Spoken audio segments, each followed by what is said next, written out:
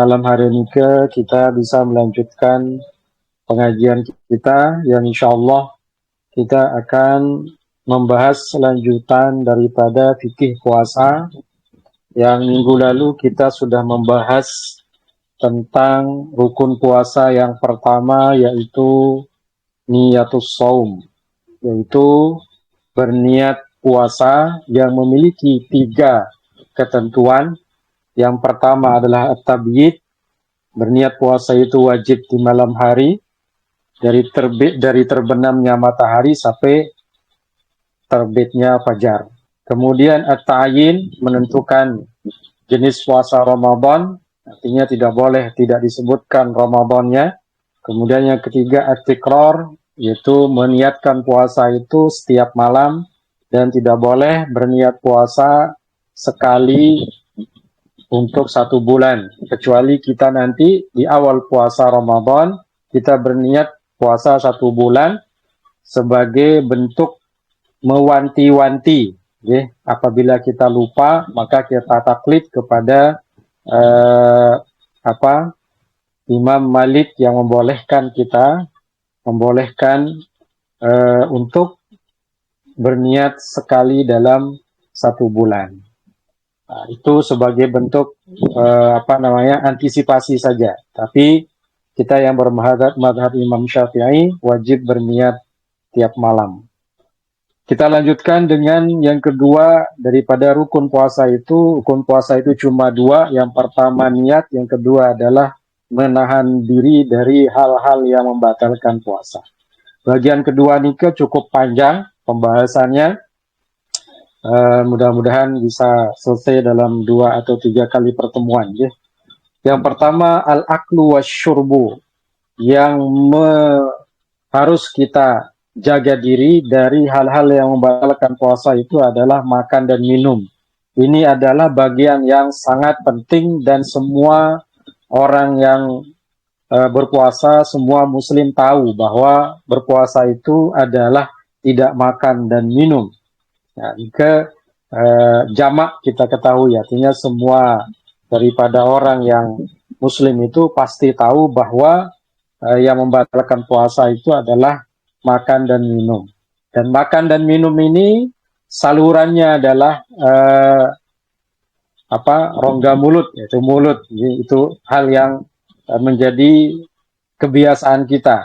Itu rongga mulut inilah yang menjadi acuan yang paling utama.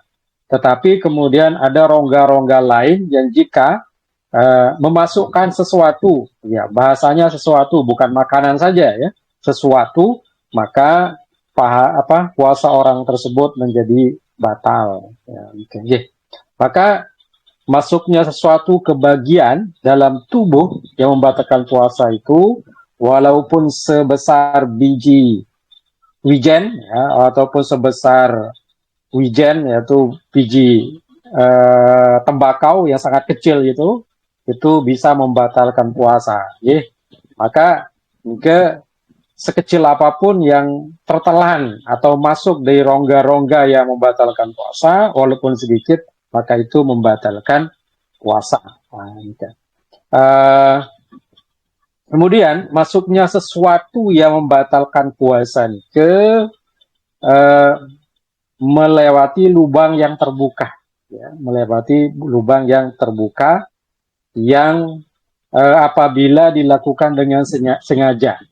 Sengaja itu merupakan keinginannya sendiri, bukan dipaksa.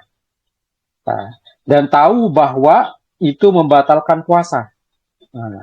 Kalau tidak tahu, maka ketidaktahuannya itu dimaafkan oleh syariat dengan syarat orang itu baru masuk Islam atau dia berada di planet lain. Maksudnya adalah orang itu tidak tahu menahu tentang syariat. Nah, kalau di Rensing nggak mungkin, nggak mungkin, karena kiri kanan depan belakang bawah atas saja tidak ada. Itu ada tuan guru, ada ustadz, ada orang yang paham agama. Jadi ini tidak berlaku bahwa orang tidak tahu hal yang membatalkan puasa. Nah, kemudian ya termasuk dengan kita mengaji di malam hari ini, bagian daripada kewajiban kita karena kita akan berpuasa yang termasuk menjadi fardu ain yang pribadi bagi kita. Kemudian selanjutnya dalam tubuh, yaitu jauf, ya, bahasa Arabnya jauf, itu masuk ke perut, ya, atau otak nih, ke otak. Mungkin nanti ada pembahasan khusus nih, ke otak. Jadi bahasa Indonesia otak, mungkin, ya. Jadi bagian otak yang dalam, bukan otak dalam bahasa Sasak, ya. Otak nih ke bagian dalam lolor. Kalau bahasa Sasaknya lolor. Nih ke itu bagian daripada jauf yang ketika masuk maka itu bisa membatalkan puasa, ya, bisa membatalkan puasa.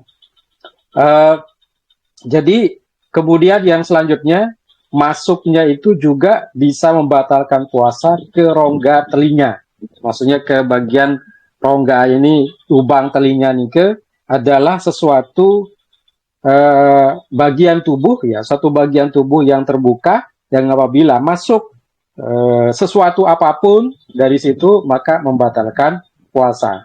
Nah, kemudian ke telinga nike, telinga nike, bagian daripada telinga nike bisa dimasukkan itu yang biasa itu adalah benda-benda cair, benda-benda cair. Maka kalau kita masukkan secara sengaja itu membatalkan puasa. Bagaimana kalau orang yang menyelam, menyelam kemudian masuk air, itu dilihat daripada apa tujuannya menyelam, apakah dia supaya masuk air ke telinganya atau menyelam itu hanya sekedar ingin mandi. Nah, kalau tujuannya cuma mandi, maka ketika masuk air ke telinga ataupun kita mandi pakai gayung jebrak-jebruk kemudian masuk air ke telinga, itu tidak membatalkan puasa asalkan tidak dimasukkan lagi air ke telinga. Karena ada orang ini dari kecil diajari kalau masuk air ke telinga kita masukkan lagi. Memang benar itu bisa mengeluarkan air lagi. Tetapi kalau itu dilakukan di tengah hari puasa, ya, masuk ke air kemudian kita masukkan air yang kedua kali, maka memasukkan air yang kedua kali itu membatalkan puasa. Tapi kalau kita, yang pertama tadi mandi kemudian masuk air dengan tidak sengaja, maka itu tidak membatalkan puasa. Kemudian yang kedua itu apabila kita memiliki niat, ya, ditinjau dari niatnya. Niatnya itu mandi supaya dia bisa masuk ke rongga-rongga daripada rongga yang bisa membatalkan puasa, maka itu jelas bisa membatalkan puasanya. Nah, jadi kalau itu niatnya, tapi sekedar mandi saja itu tidak mengapa. Artinya kalau masuk, ya, tidak sengaja, maka itu tidak dihitung sebagai pembatal puasa. Maka masuknya ke sesuatu ke ihlil. Ihlil itu ya bagian daripada lubang. Ya, lubang itu mohon maaf ini ada lubang. Ihlil itu bahasanya itu adalah ihlil itu lubang daripada kemaluannya laki-laki, itu ihlil namanya. Kemudian lubang daripada puting, ini susu, puting susu daripada perempuan, itu namanya ihlil. Kalau itu masuk sesuatu ke dalam, dimasukkan sesuatu ke dalamnya, maka itu membatalkan puasa. Nah, ini dalam bahasa Arab disebut dengan ihlil. Jadi kalau masuk sesuatu dimasukkan sesuatu dari lubang, ya, lubang daripada lubang kencing daripada laki-laki itu membatalkan puasa. Ini dua hal ini namanya hilil. Untuk laki-laki itu lubang daripada lubang kemaluannya, kalau perempuan ada lubang daripada puting susunya. Nah, itu kalau masukkan sesuatu dengan cara disuntikkan misalnya, itu membatalkan puasa. Namanya dalam bahasa Arab itu hilil. Kemudian obat yang digunakan ketika luka yang masuk di kepala, disuntikkan di kepala misalnya. Itu yang masuk dari lolor, otak. Kalau dimasukkan ke bagian anggota, bagian dalam bahasa Arabnya khoritoh dimag, itu adalah bagian pembungkus otak. Maka itu bisa membatalkan puasa, ya, bisa membatalkan puasa. Karena di dalam kepala manusia ini ada terdiri dari beberapa lapisan. Maka kalau masuk ke dalam rongga pembungkus otak itu sudah masuk bagian daripada yang membatalkan puasa. Nanti akan terasa masuk kepada rasa. Jadi ada rasanya. Kan kalau obat itu pahit maka akan berasa. Kemudian ini ke hal-hal yang disebutkan tadi. Tiga itu bagian daripada rongga. Tusukan ke perut misalnya, tusukan ke perut nih ke perut, kemudian bagian tenggorokan, kemudian bagian daripada hidung, itu kalau ditusuk memasukkan sesuatu, baik itu obat ataupun makanan, maka itu membatalkan puasa. Nah, ini kan ada, kalau di rumah sakit itu kan ada bagian perutnya yang lewat situ masuk, atau bagian, kalau ini bagian daripada napiaran, lubang telinga, lubang hidung, itu juga membatalkan puasa.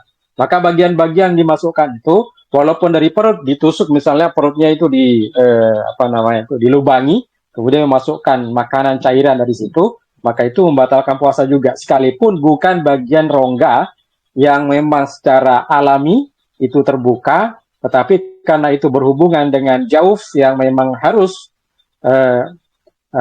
dihindari ketika berpuasa, maka itu membatalkan puasa.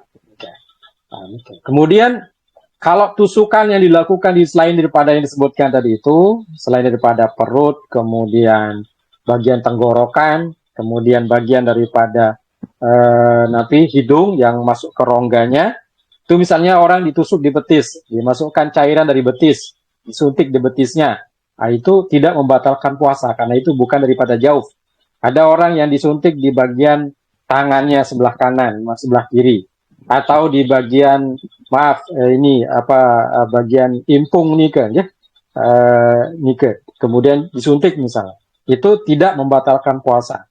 Tetapi itu ada ulama yang mengatakan makruh. Kenapa? Karena itu dilakukan di siang hari, memasukkan sesuatu ke dalam tubuh yang bentuknya cairan yang tubuh itu bisa merespon, ya, bisa merespon. Ya, kalau orang misalnya di infus infus itu kan masuk dari urat, ya, maksudnya dari urat. Ya, urat itu kan bagian daripada bukan rongga yang disebutkan bisa membatalkan puasa. Tetapi karena bagian ini adalah untuk sebagai makanan, ya, untuk orang yang diinfus, maka itu membatalkan puasa, ya, membatalkan puasa. Walaupun itu bukan rongga yang disebutkan itu, karena itu dimasukkan obat sebagai makanan, beda dengan tadi disuntik nih, ya. Disuntik itu khusus untuk obat yang sifatnya terbatas. Tapi kalau infus ini kan sebagai tenaga dia, ya, sebagai tenaga, dan itu bisa membatalkan puasa. Ya. Kalau misalnya ada luka nih di dada, kemudian orang itu dimasukkan dari dadanya yang masuk kepada saluran daripada pencernaan, nah itu bisa juga membatalkan puasanya. Nah, kemudian ada bagian daripada huknah, ya. Huknah itu huknah atau memasukkan obat lewat lubang pelepasan yang di bawah, ya, memasukkan obat dari lubang pelepasan yang di bawah, depan maupun belakang, terutama yang di belakang, yang dubur, itu maka huknah ini memasukkan obat lewat kubul maupun dubur. Nah, itu dalam mazhab Syafi'i itu masuk ke pembahasan ihlil yang tadi, ya, maka itu bisa membatalkan puasa, bisa membatalkan puasa. Kemudian ya, memasukkan sesuatu, ya, memasukkan sesuatu ini ke pembahasannya agak jauh, kan, ya. Memasukkan sesuatu ke bagian daripada dubur ini juga bisa membatalkan puasa. Tapi bagaimana kalau orang yang cebok nih, kan, ya, cebok, membersihkan diri dari najis, kotoran, kan otomatis itu akan memegang bagian dalam daripada duburnya. Nah, itu bagaimana? Apakah itu membatalkan puasa? Secara teori syariatnya itu membatalkan puasa karena itu memasukkan tangan ke dalam dubur yang itu termasuk yang membatalkan. Maka kalau di sini apa yang menjadi solusinya? Karena yang dilakukan adalah menghilangkan najis, dan najis itu suatu hal yang berat, ya. Najis itu suatu hal yang berat, maka itu dimaafkan. Jadi tidak termasuk orang yang napi, misalnya membersihkan diri dari najis yang keluar dari dubur, bagian dalamnya itu tidak membatalkan puasa asalkan tidak berlebihan, ya. Asalkan tidak berlebihan atau bisa masuk air lewat napiaran, bagian daripada duburnya. Nah, ini juga kita harus berhati-hati karena kalau berlebihan itu bisa membatalkan puasa. Apa namanya? Sama halnya dengan orang yang berkumur, ya. Orang yang berkumur dia kan setelah zuhur itu tidak dianjurkan berkumur berlebihan, ya, ketika berpuasa ke orang yang berkumur berlebihan itu kemudian tertelan dengan tidak sengaja bagian daripada air puasa. Tapi kalau dengan sengaja sambil ikut masuk ini di berkumurnya itu sampai suara itu di kemudian saya rasa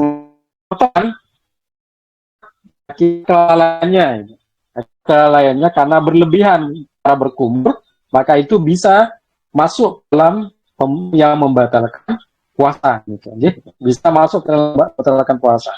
Nah, termasuk orang yang mencium makanan, gitu, yang mencium makanan sehingga masuk ke dalam napiaran, dalam otak dan perut kita seolah makanan itu bau atau sedap, bau atau busuk dari sesuatu ke dalam penciuman kita yang terdalam, itu tidak membatalkan puasa. Atau mencicipi makanan hanya sebatas ujung lidah, ini juga tidak membatalkan puasa apabila itu tidak masuk ke dalam rongga. Rongganya itu ada bagian daripada, kalau di hidung itu namanya khayshum, ya. Ada bagian khayshum. Kalau di tenggorokan itu namanya halak, ya. Halak itu kalau kita membunyikan huruf ha nih itu bagian yang sudah membatalkan puasa apabila sesuatu itu masuk ke dalam bagian itu.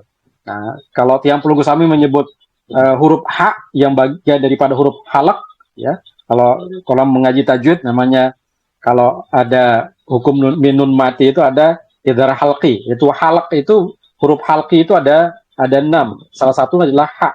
Jadi kalau kita membunyikan ha itu bagian yang terluar, kalau ha kan bagian dalam, ya, ha ini bagian agak luar. Itu kalau sudah masuk sesuatu di bagian kerongkongan yang kita sebut ha itu sudah membatalkan puasa. Oke. Kalau kita baca salah satu hadis dari sini Rasulullah SAW, dari Abi Hurairah radhiyallahu anhu, qala Rasulullah sallallahu alaihi wasallam, man nasiya wa huwa sha'im fa akala aw syariba falyutimma shaumahu fa innama at'amahu Allah wa saqahu. Jadi orang yang lupa kalau dia sedang berpuasa, kemudian dia makan atau minum entah sedikit maupun banyak, maka falyutimma shaumahu, itu hendaknya menyempurnakan puasanya. Karena makan dan minumnya itu adalah Allah yang memberikan, atau rezeki dari Allah Subhanahu wa taala. Nah, ini bagi orang yang lupa, betul-betul lupa, bukan disengaja lupanya, bukan disengaja lupanya. Dan itu biasanya terjadi di puasa sunnah, Kalau puasa wajib sepertinya agak susah, agak jarang orang yang terlupa, karena pertama, orang puasa Ramadan itu secara serempak, ya, banyak orang yang berpuasa. Kedua, berpuasa Ramadan itu waktunya lama, terus menerus, Tapi kalau puasa sunnah bisa saja kita lakukan sehari 2 hari, misalnya Senin Kamis Senin Kamis kita berpuasa, kita lupa kalau itu hari Senin dan kita sudah berniat puasa atau kita sudah sahur dan kita makan, tahu-tahunya kita berpuasa.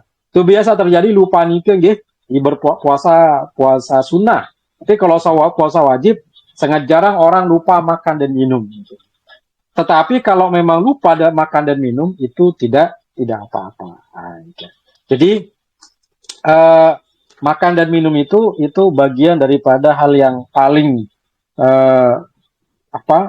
memahami setiap orang yang membatalkan puasa. Nanti kemudian ini yang pertama bagian daripada hal-hal yang membatalkan puasa. Yang pertama adalah makan dan minum. Kemudian yang kedua, usulu ainin ilal jaufi min fadhi mumaftuhin. Jadi yang dibahas tadi itu, udah duluan dibahas deh, yaitu masuknya sesuatu, ya, barang kepada al-jauf, rongga yang terbuka. Nah, tadi itu rongga yang terbuka itu kita sebutkan pertama adalah mulut. Ini merupakan rongga yang paling besar dan itu adalah rongga yang kita pakai untuk makan dan minum. Kemudian ada telinga kiri kanan, kemudian ada 2 lubang hidung, kemudian ada rongga yang di bawah nih ada 2. Tetapi ada perbedaan untuk laki-laki karena rongga yang alat kelamin laki-laki itu kecil, maka disebut ihlil. Ihlil itu pembagiannya ada 2. Yang pertama adalah alat kelaminnya laki-laki, lubang alat kelaminnya laki-laki, dan lubang puting susunya perempuan. Nah, ini disebut ihlil. Maka bagian ini adalah rongga yang kalau dimasukkan sesuatu itu membatalkan puasa. Yang berbeda dengan perempuan, dua. Kalau alat kelamin kan berbeda. Ya, makanya kemudian ada penyebutan secara khusus karena laki-laki itu lubang alat kelaminnya sangat kecil. Nah, kemudian yang dimaksud al-ain itu adalah syai'un tarahul ain, sesuatu yang bisa diindra oleh mata, ya, bisa diindra oleh mata. Jadi makanan itu sesuatu yang bisa dilihat, bukan makanan, ya, sesuatu karena bisa saja itu bukan makanan, ya, bukan makanan. Bagaimana kalau sedang orang yang sedang tiba-tiba ada serangga yang masuk ke dalam lubang hidungnya atau masuk ke dalam mulutnya? Ini bagian daripada bukan hal yang membatalkan puasa karena itu tidak dilakukan dengan sengaja. Tidak sengaja. Kenapa? Karena sekali lagi tadi disebutkan di awal bahwa hal yang membatalkan puasa itu adalah segala sesuatu yang dilakukan dengan sengaja. Nah, nanti juga ada pembahasan khusus tentang berhubungan suami istri, ya.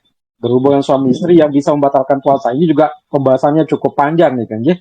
Jadi ada bagian-bagian yang mungkin jarang dibahas dalam pengajian-pengajian secara umum, ya. Nanti ada secara khusus pembagian bagian pengajian yang khusus itu untuk kaum dewasa nih kan, ya. Jadi nanti kalau pembahasannya agak mendalam sedikit itu mohon dimaklumi dan itu harus diungkap, ya. Harus diungkap. Walaupun bahasa-bahasanya cukup vulgar, ya, cukup vulgar. Karena itu memang harus kita sebutkan. Ya, kita baca diantaranya sebut yang sudah kita bahas tadi, diantaranya walau ibtala'a riqahu lam yaftur li'usri taharruz anhu. Ya.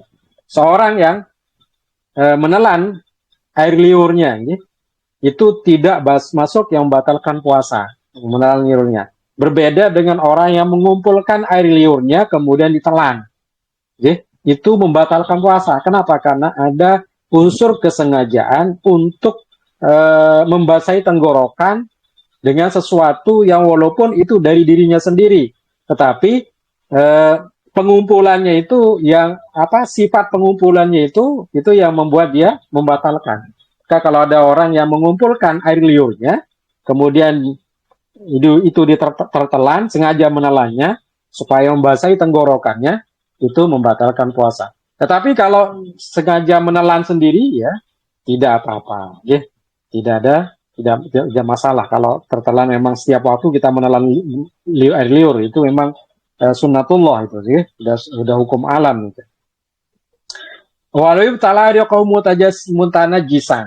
Kalau orang yang menelan ada bagian dari liurnya itu yang mutanajis, ya, seperti apa?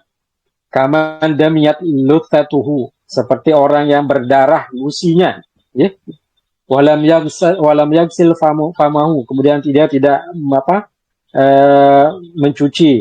mencuci mulutnya nih, maka wa ini biyadhariqahu aftar. Kalau kemudian dia menelannya ya, menelannya dengan sengaja, misalnya nih ke gusi kita berdarah nih kan, biasa kita itu kalau misalkan ada orang yang suka gusinya berdarah, itu secara tidak sengaja kemudian tertelan, kan ada rasanya itu, ya, ada rasanya atau baunya ada bau darahnya, secara tidak sengaja, maka itu tidak membatalkan puasa, ya. Tetapi kalau kalau sengaja ditelan karena tahu di gusi berdarah, kemudian sengaja tertelan, itu membatalkan puasa karena unsur lain yang ada di dalam bagian daripada air ludahnya. Nah, gitu. Atau orang yang tadi disebutkan walau tamad mabo awistan syako, ya pasabako ma'ul mabo. Kemudian ada orang yang tadi sengaja berkumur atau istinsyak, masuk air ke hidung dengan sengaja secara keras, kemudian masuk ke rongga napi, masuk ke rongga mulutnya atau bagian daripada tenggorokannya, itu membatalkan puasa. Ya. Tetapi kalau dia tidak sengaja dan itu biasa dia lakukan, ya biasa dilakukan, kumur dengan biasa-biasa atau masukkan air ke hidung dengan biasa-biasa, tapi karena ada sesuatu, ya misalnya dia kaget atau ada sesuatu yang membuat dia kaget sehingga tertelan, nah itu tidak membatalkan puasa. Jadi intinya para jamaah, kalau sesuatu itu dilakukan dengan tidak sengaja dan atau dipaksa, ya, atau tidak tahu, jadi tapi tidak tahunya nikah masih ada catatannya, tidak tahunya itu karena orang itu baru masuk Islam atau dia berada di daerah yang memang tidak ada orang yang mengajarkan ilmu agama. Nah, itu unsur yang bisa dikategorikan orang yang tidak tahu. Maka itu tidak membatalkan puasanya kalau dia melakukan hal-hal yang membatalkan puasa atau dipaksa, misalnya dipaksa, itu nanti ada pembahasannya di Al-Watta juga, ada orang yang dipaksa melakukan tadi hubungan suami istri dan sebagainya, itu ada unsurnya. Jadi walau baqiya ta'ama baina asnanihi fajara bihi riqahu min ghairi qasdin lam yaqtur in ajiza an tamyizi wa maji. Jadi kalau orang yang masih tersisa, ya, ada tersisa di bagian napi, bagian daripada giginya nih kan sudah kita bersihkan, kita sikat gigi, kita udah berkumur sebelum masuk waktu fajar tadi, ya. Biasa kita nikah, makanya gosok gigi nikah dilakukan sebelum waktu subuh, ya. Gosok gigi itu jangan dilakukan setelah azan subuh. Itu kenapa? Menjaga kita supaya pertama tidak muntah. Jadi ada pembahasan muntah itu membatalkan puasa. Kedua, menjaga supaya tidak masuk bagian daripada sisa makanan itu, okay? Sisa makanan atau tertelan dengan tidak sengaja. Jadi dianjurkan untuk gosok gigi itu sebelum terbit matahari, terbit fajar, artinya sudah waktu subuh. Ya. Kalau itu dilakukan tanpa tanpa dengan sengaja, ya, jadi itu tidak membatalkan puasa. Jadi ada keselat nih, kan? Ada keselat sedikit saja. Itu keselat sedikit saja, kemudian kita tidak dia tahu nih, kan?